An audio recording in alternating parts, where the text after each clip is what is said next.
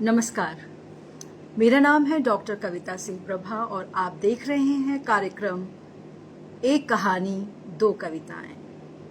हर मंगलवार को तो नहीं कहूंगी कि हर मंगलवार को यह कार्यक्रम आता है, लेकिन हर मंगलवार हमारे इस समूह से एक कार्यक्रम आयोजित किया जाता है जिसमें विविधता है। जी हाँ, पहले और तीसरे और चौथे मंगलवार को हम जो कार्यक्रम लेकर आते हैं आपके लिए, उसका नाम है एक कहानी दो कविताएं। और बहुत बहुत स्वागत करती हूँ आपका। मैं देख रही हूँ हमारे साथ आदरणीय राधेश्याम यादव जी जुड़ गए हैं और यह कार्यक्रम मुझे लगता है जितना मुझे पसंद है उतना ही हमारे जो प्रबुद्ध जन हैं उनको भी यह कार्यक्रम बहुत पसंद आता है।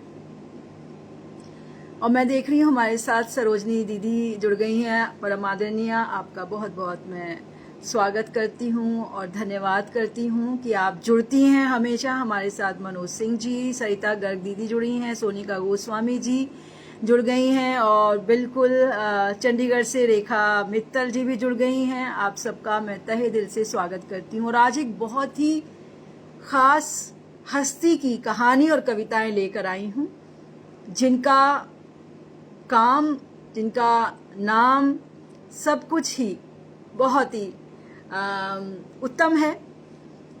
उनकी बहुत ही बड़ी साहित्यकार हैं, बहुत सुंदर लिखती हैं, गहराई है, मार्मिकता भरी उनकी कविताएं और कहानियां हैं। उसमें कहीं ना कहीं जीवन की सच्चाई परिलक्षित होती है। सुलक्षणा जी, आपका बहुत बहुत स्वागत करती हूँ। हर्षेंद्र जी जुड़े हुए हैं, राकेश मल्होत्रा जी जुड़े हैं, मैं आप सबका बहुत बहुत स्वागत करती हूँ। तो आज मैं जिस सुप्रसिद्ध साहित्यकार की एक कहानी और दो कविताएं लेकर आई हूँ, उनका नाम है डॉक्टर आरती स्मिथ। जी हाँ, डॉक्टर आरती स्मिथ जी का मैं छोटा सा परिचय जरूर देना चाहूंगी, जो परिचय बहुत विस्तृत है। आपके कटिहार बिहार से हैं आप और इनके जो प्रकाशित संग्रह हैं उनकी एक बहुत बड़ी लंबी लिस्ट है। हमारे साथ डॉक्टर पूजा भारद्वाज जी भी जुड़ गई हैं, भास्कर नाथ जी भी जुड़े हुए हैं, रोहित यादव जी, ब्रजेश वर्मा जी, आप सबका तहे दिल से मैं स्वागत करती हूँ। उम्मीद करती हूँ कि मेरी आवाज़ आप तक पहुँच रही होगी क्लियर। बैकग्राउंड में यदि कोई शोर आपको लग रहा हो तो बताइएगा, क्योंकि कहानी में कोई भी बाधा नहीं आनी चाहिए। तो मैं आज जिन रचनाकार की मैं देख रही हूँ हमारे साथ आरती स्मिथ जी, डॉक्टर आरती स्मिथ जी जुड़ गई हैं, मैं उनका तहे दिल से स्वागत करती हूँ। उन्हीं की एक कहानी और दो कविताएं लेकर आई हूँ और ये बहुत ही उत्कृष्ट मैं कहूँगी इनका सृजन है और उच्च श्रेणी की ये साहित्यकार हैं। और इनका काम देखिए, काम बोलता है। और इनके जरा कविता संग्रह वगैरह की जरा लिस्ट आप देखिएगा। इनके कविता संग्रह समय की खिड़की से झांकती कविता, जिससे मैं आज आपको कविताएं सुनाने वाली हूँ, ये इस संग्रह का नाम है। निशब्द हूं मैं, मायने होने के, तुमसे तुम तक, अंतर मन, ये इनके 5 काव्य संग्रह प्रकाशित हो चुके हैं। कहानी संग्रह इनके हैं 4। रुकते रुकते कदम, जिसकी कहानी मैं लेकर आई हूँ, इसी संग्रह से है। और ब्लैक होल के भीतर, सीट नंबर 49, बदलते पल, ये इनकी कहानी संग्रह है। आलोचना संग्रह भी है इनके, युग नायक प्रेमचंद, रचनात्मकता के विविध आयाम, हिंदी साहित्य के पुरोधा, फूल सी कोमल, वज्र सी कठोर, ये इनके आलोचना संग्रह है। शिशु बाल साहित्य पर भी आपने काम किया है। इनके जो संग्रह हैं वो है अनूठा महात्मा 3 खंडों में, गूगल भैया एवं अन्य कहानियां, मोहन से महात्मा तक, मैं अच्छी हूं ना, 3 भाषाओं में छप चुकी है ये। अद्भुत सन्यासी, यात्रा वृतांत भी आपने लिखा है। पहाड़ का बुलावा आया है। साक्षात्कार संग्रह, जीवन और सृजन। अनुदित पुस्तकें भी आपकी बहुत सारी हैं, लगभग 40 अनुदित पुस्तकें हैं आपकी। और संपादित पुस्तकें हैं आपकी पहली है साहित्य कमल हरीश नवल, ये हमारे महान साहित्यकार हरीश नवल जी के ऊपर है। बिखरे पुष्प, पगध्वनि और साहित्यिक अवदानों के लिए कई पुरस्कार और सम्मान प्राप्त हो चुके हैं आपको। तो ऐसी एक महान साहित्यकार, बहुत ही श्रेष्ठ, जो जनमानस से जुड़ी हुई हैं, जिनकी कहानियां जो कहते हैं ना, हर दूसरी गली मोहल्ले में जो प्राणी व्यक्ति रहता है शायद उसी की कहानी वे लिखती हैं। चलिए, तो मैं बिना किसी देरी के उनकी पहली कविता, जो उनके ही संकलन, जिसका नाम है समय की खिड़की से झांकती कविता, तो इस संकलन से मैं उनकी पहली कविता लेकर आई हूँ। इसका नाम है हमारी गली। तो जो अभी अभी हमारे साथ जुड़े हैं मैं उनको बता देती हूँ। मेरे साथ मैं देख रही हूँ हमारे परम आदरणीय गुरुदेव रमन सर भी जुड़ गए हैं, रमेश रमन जी गुरुदेव जुड़ गए हैं। मैं उनका तहे दिल से स्वागत करती हूँ। आदरणीय दी वीना अग्रवाल जी जुड़ गई हैं। आदरणीय सुरेंद्र पाल वैद्य जी की उपस्थिति है। मैं आप सबका हृदय से अभिनंदन करती हूँ, नमन करती हूँ। कृपया जुड़े रहिएगा। एक बहुत ही श्रेष्ठ साहित्यकार की, जिनका नाम है डॉक्टर आरती स्मिथ, उनकी मैं कविताएं लेकर आई हूँ और एक कहानी भी लेकर आई हूँ। और चलिए मैं जल्दी से आगे बढ़ती हूँ। पहली उनकी कविता है हमारी गली। जी हाँ, हमारी गली से नहीं गुजरता चांद, हमारी गली से नहीं गुजरता चांद, नहीं गुजरती सूरज की सवारी, नहीं उतरती कोई परी। फिर से सुनिएगा ध्यान से। हमारी गली से नहीं गुजरता चांद, नहीं गुजरती सूरज की सवारी, नहीं उतरती कोई परी आसमान से, कि घुमा कर छड़ी बदल दे किस्मत उसकी, रात की कालिमा ओढ़ती बिछाती गली, नहीं सोती पल भर को। टंगे रहते हैं नेत्र उसके, टंगे रहते हैं नेत्र उसके, चौकीदार की लाठी पर और चौकन्ने कान आती जाती आहट पर। इंतजार के पल गिनती मन की देहरी पर बैठी, वह सूंघती रहती है सुगंध घर से जुड़े संबंध की, कि पेंडुलम सी डोलती उसकी चेतना, जानती है घरवैये के आने का समय और ऊँघती रसोई का इंतजार भी। हमारी गली नहा धोकर, हमारी गली नहा धोकर जपती है प्रभु का नाम, पिलाती है पौधों को पानी, छीट कर दाने जगाती है चिड़ियों को, कि जग को दे आए संदेशा पांव फटने का, कि कर्म का शंखनाद हो और उठ खड़े हों सारे कर्मवीर योद्धा, कि लेने हैं फेरे उन्हें कई गलियों के, ढोने हैं कचरे घर घर से, कि धुलने हैं झूठे बर्तन और चमकाने हैं फर्श मार्बल के, कि गाड़ियों को देनी है हाजिरी और पहुंचाना है रुके कदमों को उनकी मंजिल तक, कि उबासी लेते कुर्सी और मेज फर्श, उबासी लेते फर्श कुर्सी मेज की भी भगानी है सुस्ती, साहब आने से पहले। हमारी गली श्रम की गोली के साथ साथ बांटती है मुफ्त की छोटी बड़ी हंसी, गांठती है फल सब्जी की रेहड़ी से रिश्ता, करती है मीठी नोक झोंक मेवे राशन और कपड़ों की सौदेबाजी पर, और तनी रहती है अपनी जिद पर, देना हो तो दियो नहीं तो चाहियो। हमारी गली रूपवती नहीं कुरूप भी नहीं, हमारी गली रूपवती भी नहीं कुरूप भी नहीं, ज्ञानी नहीं मूर्ख भी नहीं, अनुभवों का तिलस्मी खजाना कहीं गहरे दबाए वह मुस्कुराती रहती है, और सारे पर पड़ी छोटी चक्की और देहरी के बाहर भीतर सुलगते चूल्हे की तरह जीवन को सांस बांटती हुई हमारी गली। तो इतनी खूबसूरत और भावपूर्ण है ये कविता। एक ऐसी गली जिसमें हमारे समाज का वह वर्ग रहता है जो नित सुबह उठते ही हम सबको जगाता है। हमारी दिनचर्या उनके बिना होती नहीं है पूरी। तो सोच के देखिए कि ऐसी गली भला गंदी कैसे हो सकती है, खूबसूरत ही होती है, क्योंकि वे लोग जो हमें हमारे काम के लिए हमें तैयार करते हैं हर रोज़ सुबह आकर, उनकी गली कैसी होती है उसके बारे में उन्होंने इस कविता में कितना खूबसूरत वर्णन किया है। और मुझे ये बहुत सुंदर लगी उनकी पंक्ति कि चांद नहीं उतरता, हमारी गली में चांद नहीं उतरता, हमारी गली से सूरज की सवारी नहीं गुजरती, क्योंकि छोटी छोटी गलियां होती हैं और सचमुच वहाँ चांद और सूरज बड़ी मुश्किल से पहुँच पाता होगा। तो चलिए, ये थी उनकी पहली कविता। आज मैं आप सबको बता देती हूँ, मैं देख रही हूँ मृत्युंजय जी, आपका स्वागत है। राखी कटियार जी जुड़ी हैं, आदरणीय डॉक्टर रघुवीर सिंह चारण जी, आदरणीय गीता चौबे गुंज जी जुड़ी हैं। मैं उन सभी का बहुत बहुत बहुत स्वागत करती हूँ। एक बहुत ही श्रेष्ठ साहित्यकार जो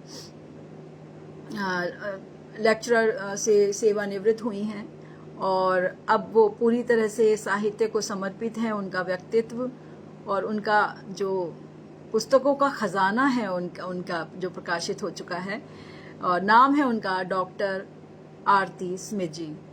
चलिए, अब मैं उनकी कहानी की ओर ले चलती हूँ। उनकी कहानी भी जैसे एक आज की जो सार्थक सच्चाई को प्रस्तुत कर रही थी उनकी कविता, उसी तरह से उनकी जो कहानी है उसमें भी कुछ ऐसे ही आपको एक ऐसा चित्र मिलेगा जो लगेगा कि आपके सामने वो फिल्म चल रही है कोई। और आदरणीय डॉक्टर अमरेंद्र वर्मा जी की उपस्थिति है, कृष्णा जी की उपस्थिति है। मैं आप सबका बहुत बहुत हृदय से स्वागत करती हूँ। मुझे आपके कमेंट्स नहीं दिखाई दे रहे हैं, सिर्फ नाम दिखाई दे रहे हैं, और मैं आप सबको ज़रूर धन्यवाद देना चाहती हूँ और उम्मीद करती हूँ अगर हो सके तो आप इसे प्लीज़ शेयर कीजिएगा लिंक को व्हाट्सएप पे, तो बहुत अच्छा रहेगा ताकि ज़्यादा से ज़्यादा सब लोग जुड़ पाएँ इस कार्यक्रम से। चलिए, अब जल्दी से चलती हूँ मैं उनकी कहानी की ओर। कहीं मत जाइएगा, जितनी खूबसूरत उनकी कविता थी उससे भी अधिक खूबसूरत उनकी कहानी है। चलिए, ले चलती हूँ एक यात्रा पर। झूलते सवाल, तो ये है इनकी कहानी, और जो इनके संग्रह है, कहानी संग्रह जो अमेज़न वगैरह पर आपको मिल जाएगा, रुकते रुकते कदम, उसमें ये कहानी संकलित है, वहाँ से ये कहानी हम ले रहे हैं। चलिए देखिए, इस कहानी में जो चित्रण है उस वातावरण का, वो देखिएगा कि कितनी बारीकी से उन्होंने उसका जो है इसमें चित्रण किया है। झूलते सवाल।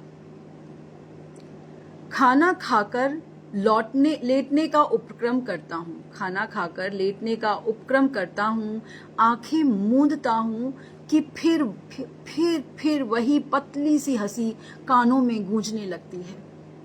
कई बार समझना कठिन हो जाता है कि हंसी कानों में गूंज रही है या दिलो दिमाग में। मैं कभी इसका ठीक अनुमान नहीं लगा पाता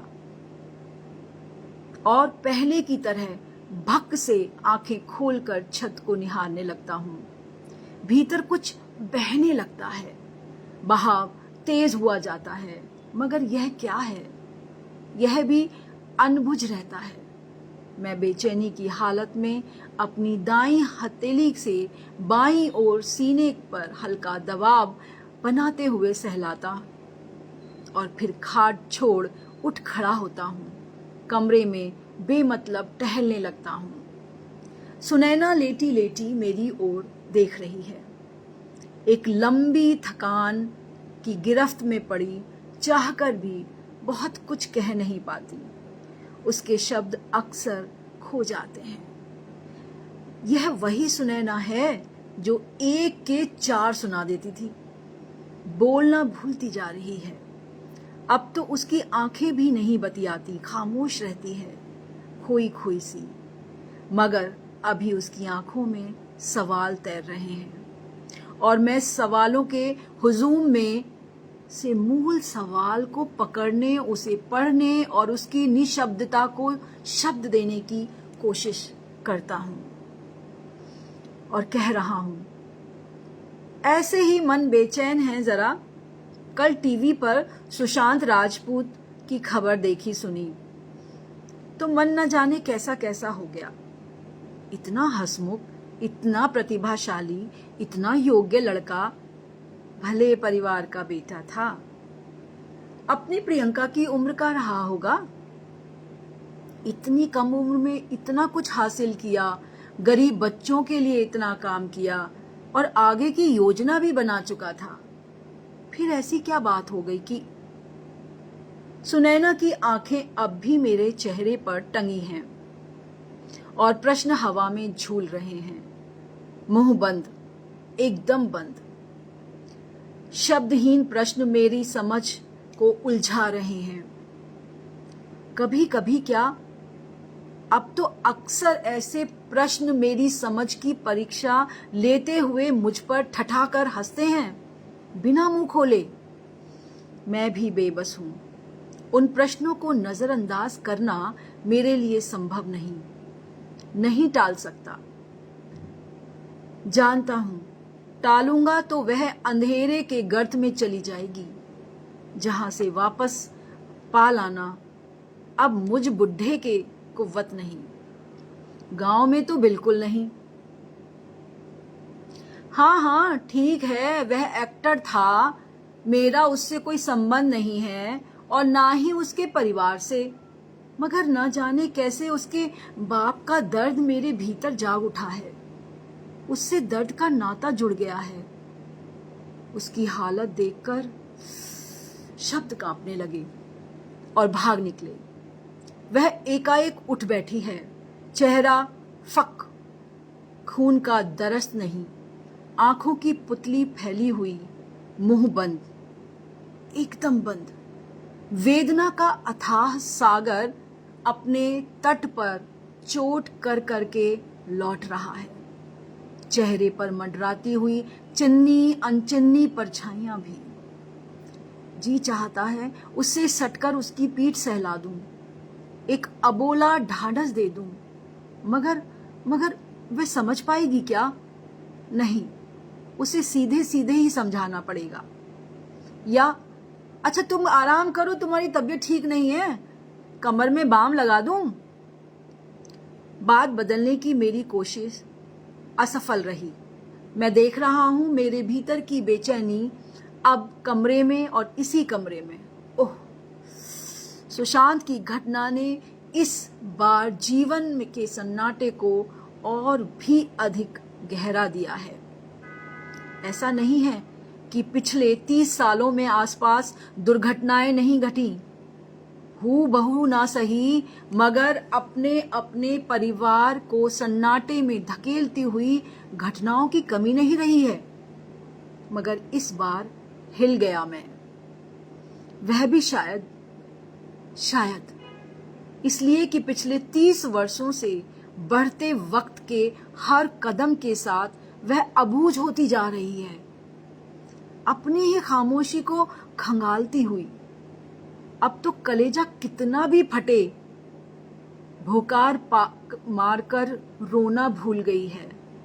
बात बात पर घर सिर पर उठा लेना तो उसने कब का छोड़ दिया है। दर्द की लहर उमगती भी है तो उसे खामोशी से दबा देती है, और दबा हुआ दर्द बीमारी का लावा बनकर उसके पूरे शरीर में दौड़ने लगता है। उसे कैसे समझाऊं कि मुझ पर क्या गुजरती है। यहां वक्त भी जैसे कछुए की चाल चल रहा है। भोर से लेकर अब तक 3 बजे हैं, पर समय काटे ही नहीं कटता। कटे भी तो कैसे? कमरे के बाहर ओसारे से लेकर पूरे आंगन में कड़ी धूप पसरी है।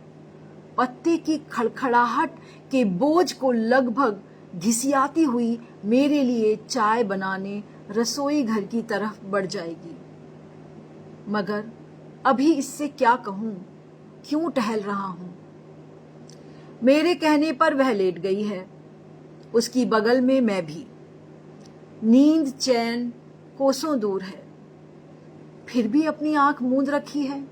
चाहता हूं वह भी सन्नाटे के इस बर्जन को कुछ देर के लिए अनसुना कर दे। सन्नाटा, और इस सन्नाटे के ठीक पहले ठाए ठाए की आवाज। गांव का राजकुमार कहलाते उसके अपनी पतली मुस्कान से गालों में पड़े गड्ढे और चिबुक तक फैली लालिमा से आभासित चेहरे का उड़कर छत पर जा चिपकना, खून सने लोथरे का कमरे की छत पर यहाँ वहाँ झूलना, धड़का फर्श पर निस्तेज पड़ा होना और उससे किशोर रक्त की धारा बहते बहते थककर जमना। इस दृश्य को देखने के बाद भला कौन माँ बाप, किस माँ बाप का कलेजा मजबूत रह सकेगा?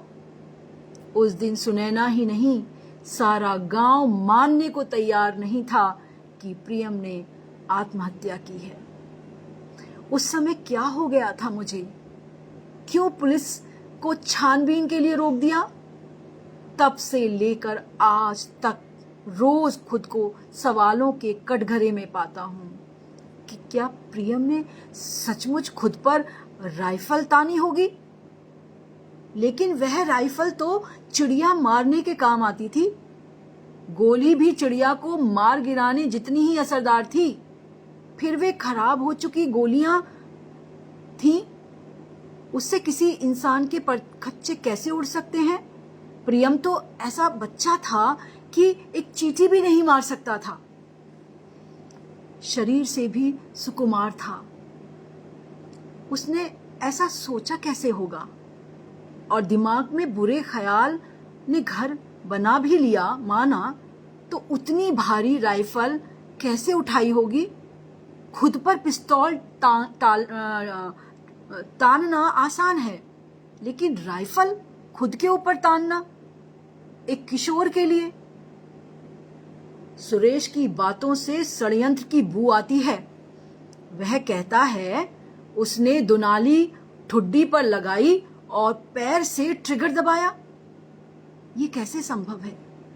फिर ऐसी भरी दोपहरी में जब वातावरण शांत रहता है, प्रियम का आंगन पार करके राइफल लाना, गोली भरना, क्या किसी को पता नहीं चला? प्रियम ने कभी गोली भरी भी नहीं थी।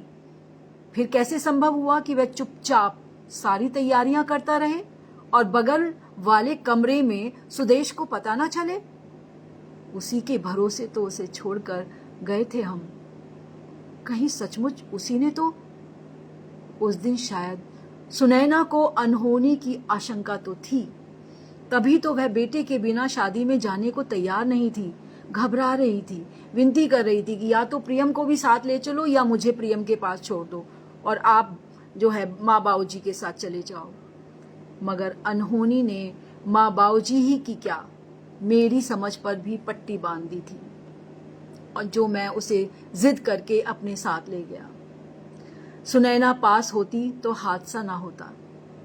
सुदेश और काकू पर भरोसा करके मैंने सुनैना को समझाने की कोशिश की, और उसकी आंखों में जो सवाल उभरे थे वे एक गुच्छे के रूप में झूलते रह गए। शादी की गहमा गहमी में संवाद का सिलसिला अधूरेपन को सी भी न पाया था कि हम उस उत्सव में अभी तक रच पग भी नहीं पाए थे कि धमाका हुआ। प्रियम के रूप में हमारे जीवन के आनंद के पर खच्चे उड़ गए। सवाल झूलते रह गए, आज भी झूल रहे हैं। राइफल तो पिताजी के कमरे में इतनी ऊंचाई पर टंगी थी कि उसे उतारने के लिए मुझे भी कुर्सी पर चढ़ना पड़ता था। फिर प्रियम तो बहुत छोटा था, बिना किसी बड़े की मदद के उसने भला वह भारी राइफल कैसे उतारी होगी? किसी बड़े ने मदद की थी क्या? किसने उसे गोली भरना सिखाया? किसने यह राज खोला कि उसका रिजल्ट अच्छा नहीं आया है? उसे किसने डराया कि उसका कैरियर नहीं बन पाएगा? या सुनैना उसे दो चार सुनाएगी? उसने हम पर भरोसा क्यों नहीं किया? क्यों इतनी मोहलत नहीं दी कि हम लौट कर आ पाते? कमरे से खून के दाग भले ही मिटा दिए गए, षड्यंत्र के भी, मगर सुनैना के सवाल अब भी छत से लटके झूल रहे हैं, झूलते हुए चीख रहे हैं। उसने मोहलत दी नहीं या छीन ली किसी ने? आपकी जायदाद का इकलौता वारिस अपने ही परिवार के लोभ का शिकार हो गया, और आपको परिवार की प्रतिष्ठा की पड़ी थी, आपने पुलिस को तहकीकात करने से भी रोक दिया। हमारा प्रियम बुज़दिल नहीं था, हमारा प्रियम बुज़दिल नहीं था। सारे सबूत उसकी हत्या की गवाही दे रहे थे, और आप उन गुनहगारों को उनका कहा हुआ ही सच मान रहे थे। आप पिता हैं या सिर्फ ऊंची नाक रखने वाले जमींदार? आप अंधे हो गए हैं। आपको दिखता नहीं है कि पुलिस की तहकीकात रुकते ही सुदेश की मुस्कान और अधिक कुटिल हो गई थी। सारा कुनबा बेफिक्र, न दुख न चिंता। मैं अपने लाल के हत्यारों को कभी माफ नहीं करूंगी। क्या प्रियम आपको माफ करेगा? बेटे की अर्थी उठाने की हिम्मत कंधे में भी नहीं रही थी। चिता की आग की लपट भी बुझी कहाँ, मेरे साथ साथ चली आई। यह रोज सुलगती है, मैं उसमें झुलसता हूँ, रोज मरता हूँ। वह आग मेरे भीतर घर कर गई है। मेरी नजरें छत पर जा लगी हैं। सिर के चिथड़े की जगह प्रियम की शक्ल झूलने लगी है। उसके उलाहना भरे स्वर सुनाई दे रहे हैं। पापा, मेरे साथ न्याय नहीं हुआ है। आप चुप कैसे हैं? मैं पिछले 30 सालों में 30,000 से ज्यादा बार मर चुका हूं। अपने कांधे अपनी लाश अब और नहीं ढोई जा रही, मगर सांस है कि सजा की अवधि बढ़ाई जा रही है। लोग कहते हैं मैं 70 का हो गया हूं और यह 65 की हो गई है। अब हमें गांव में ही रहना चाहिए। सलाह अच्छी है, स्वास्थ्य की दृष्टि से भी मुफीद है।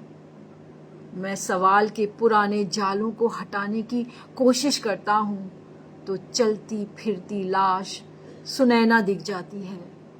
भीतर का हाहाकार सुनाई देने लगता है और सुनाई देने लगती है प्रियम की चित्कार। इस कमरे के बाहर सुदेश के बच्चे खेल रहे हैं। उनकी चहकन से सुदेश के आनंद का प्याला छलक रहा है। यह घर, आंगन, बाग, बगीचा अब उसके बच्चों का ही तो है। सुनैना रसोई में चाय बना रही है। मैं कमरे की छत से झूलते हुए सारे सवाल फिर दोहरा रहा हूं। क्या गांव के भीतर इस हवेली के भीतर इस कमरे का मौसम कभी बदलेगा?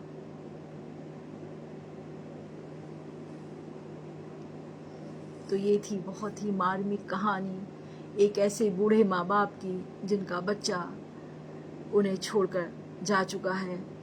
कारण आप समझ ही गए होंगे, जान गए होंगे, क्योंकि मैं समझती हूँ कहानी को एक्सप्लेन करने की आवश्यकता नहीं होती। कहानी स्वयं खुद को बयां करती है। तो बहुत ही मार्मिक और बहुत ही सुंदर चित्रण किया है उन्होंने पूरे वातावरण का। ऐसा लगता है जैसे कोई हम पिक्चर देख रहे हैं और उसमें जो पात्र हैं सुनैना और उनके पति हमारे सामने थे अभी। तो उम्मीद करती हूँ मैंने इस कहानी के साथ न्याय किया होगा आपको सुनने में और ये अच्छी लगी होगी। बहुत सारे सुधीजनों की उपस्थिति है। मैं आप सभी का स्वागत और धन्यवाद करती हूँ। कहानी के बीच में मैं नहीं कुछ कहती हूँ क्योंकि वो तारतम्य जो है वो टूट जाता है। मुझे लगता है कहानी में कोई ब्रेक नहीं होना चाहिए। तो मैं देख रही हूँ हमारे साथ राम रतन यादव जी, नितिन बकरे जी, जदुवीर सिंह राठौर, जलज जी, श्यामलाल सुथार जी, आदरणीय आप सभी का स्वागत, हृदय से स्वागत। विनीता शर्मा जी दिखाई दे रही हैं, सरोजनी दीदी दिखाई दे रही हैं। आप आ जाते हैं तो मुझे लगता है मेरा कहानी पढ़ना सफल हो रहा है। आप दोनों की उपस्थिति से मुझे बहुत आशीर्वाद प्राप्त होता है। और मैंने देखा था हमारे साथ बेंगलुरु के बहुत ही प्रसिद्ध गीतकार साहित्यकार ज्ञानचंद मर्मज्ञ जी की उपस्थिति थी, उनको भी मैं देख रही हूँ और मैं उनका भी अभिनंदन करती हूँ, आपका स्वागत करती हूँ। तो आज हम जिस साहित्यकार की कहानी और कविताएं लेकर आई हूँ मैं, उनका नाम है डॉक्टर आरती स्मिथ। बहुत ही बड़ी वरिष्ठ साहित्यकार हैं और उनकी उपलब्धियां भी बहुत सारी हैं। मैंने तो बहुत छोटा सा ही उनका परिचय पढ़ा आपके समक्ष।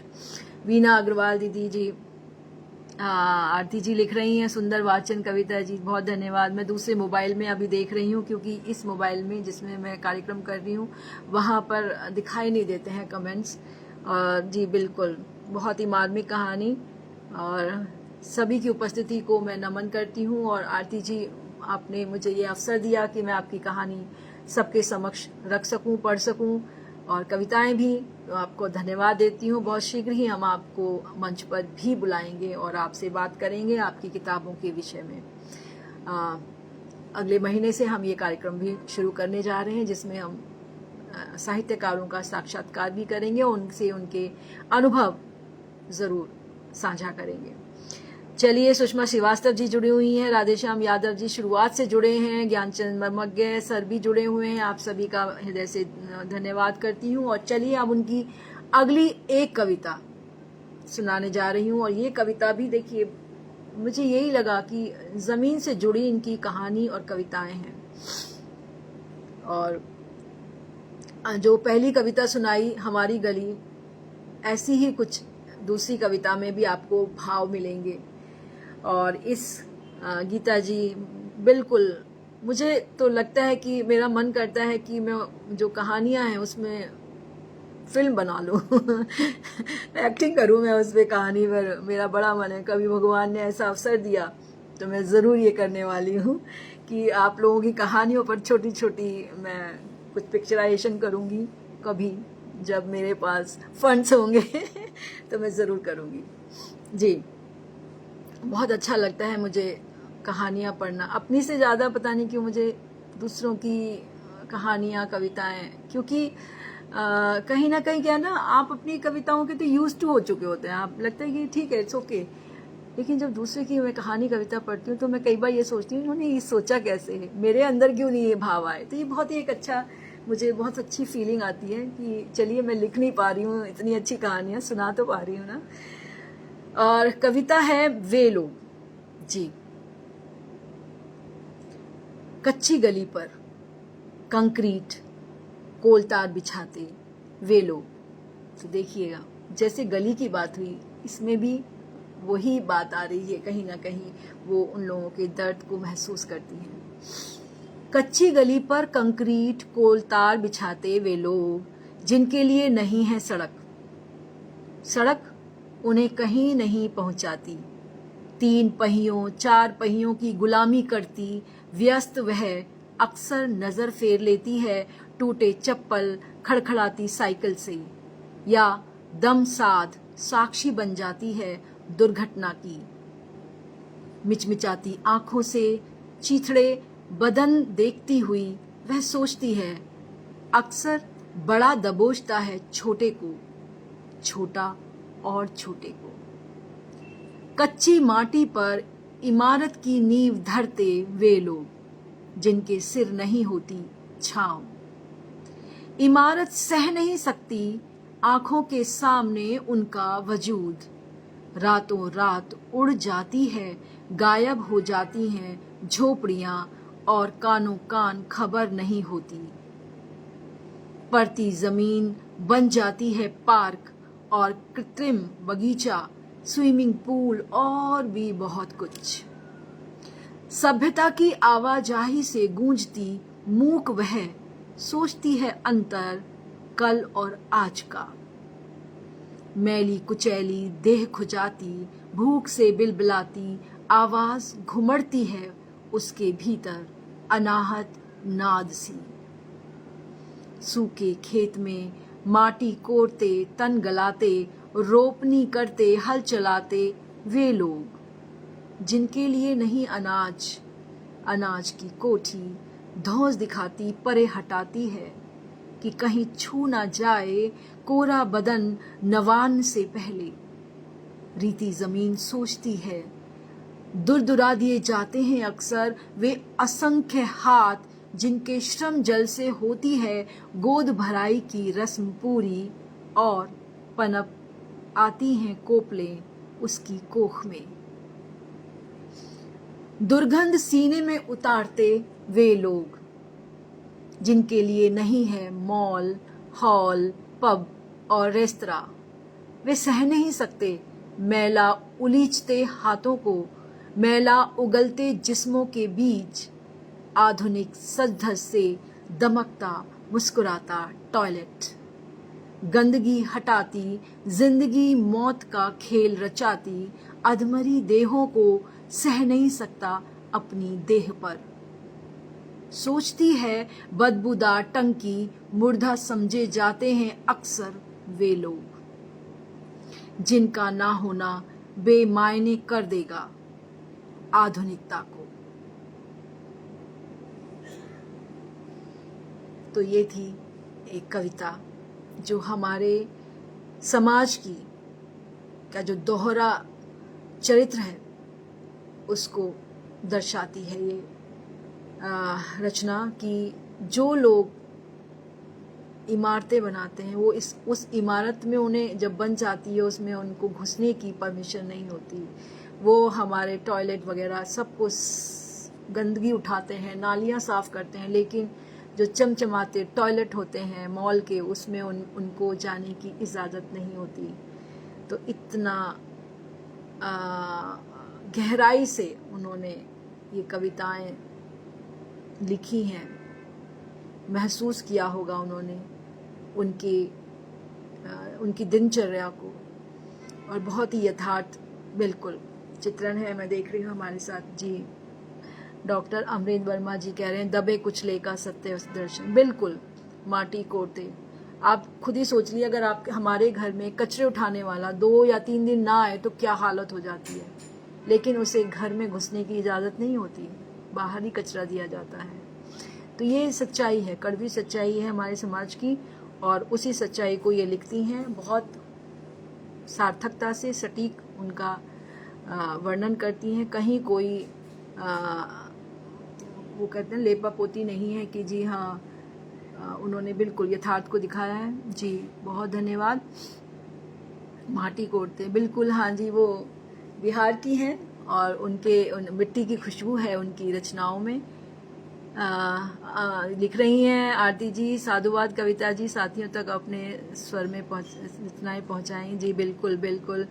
और हमारे साथ आदरणीय बुद्धत शर्मा जी की भी उपस्थिति हुई है, मैं उनका भी स्वागत करती हूँ। तो आज का कार्यक्रम इतना ही है और बहुत जल्दी हम एक नया कार्यक्रम लेकर आएंगे। जहाँ तक मैं उम्मीद करती हूँ मई में हम ये लाएंगे कार्यक्रम जिसमें हम जिन रचनाकारों की हम कविताएं और कहानियां आप तक सुनाई हैं उनसे हम आपकी मुलाकात भी कराएंगे और एक ऐसा सेशन रखेंगे जिसमें कि आप उनसे मिल सकें, रूबरू हो सकें और उनके जीवन को भी आप जान सकें और उनकी रचनाएं लिखते हुए उनका क्या अनुभव था उस विषय में भी आप।